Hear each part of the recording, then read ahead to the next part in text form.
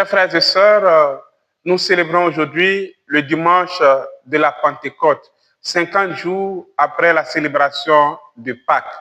Dans les textes d'aujourd'hui, nous percevons la mission de l'Esprit Saint qui est la troisième personne de la Sainte Trinité dans la vie de l'Église et dans la vie de chaque chrétien.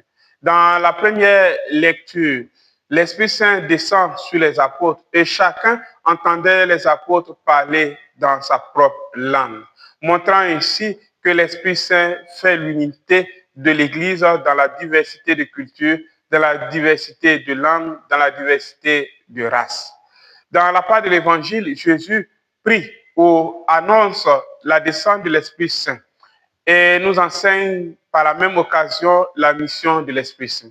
L'Esprit Saint vient pour nous enseigner et nous rappeler les paroles du Seigneur. Ces deux missions de l'Esprit Saint sont liées entre elles.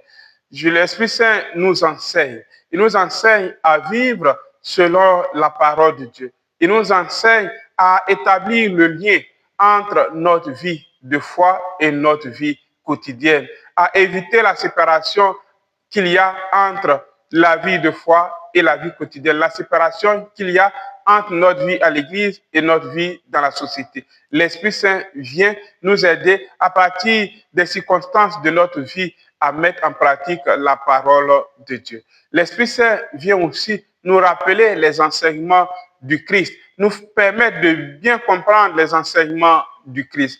Mes chers frères et sœurs, il est évident que lorsqu'on parle de rappeler, il faut d'abord connaître. On ne rappelle que ce que nous connaissons déjà. Et c'est pour cela que nous sommes invités à nous approcher de la parole de Dieu, à nous mettre en contact avec cette parole de Dieu-là, à lire la parole de Dieu et à demander à l'Esprit Saint de nous permettre de comprendre cette parole de Dieu que nous lisons.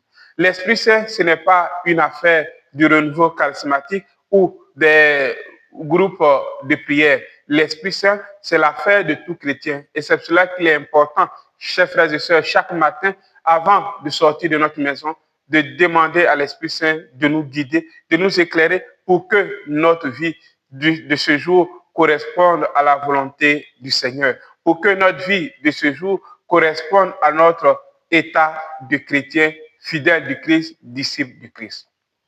Chers frères et sœurs, tu ne dois pas sortir de ta maison sans prier l'Esprit Saint.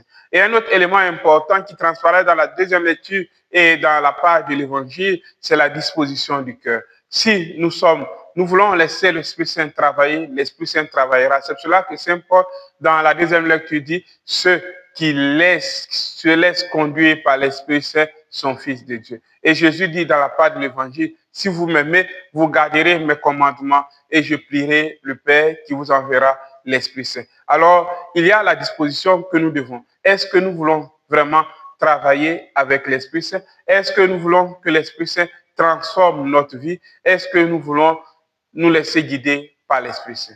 Chers frères et sœurs, prions pour que l'Esprit Saint nous guide et ouvrons nos cœurs à cet Esprit Saint afin qu'il transforme ce cœur-là pour que notre vie puisse correspondre à une vie de chrétien, à une vie de disciple du Christ.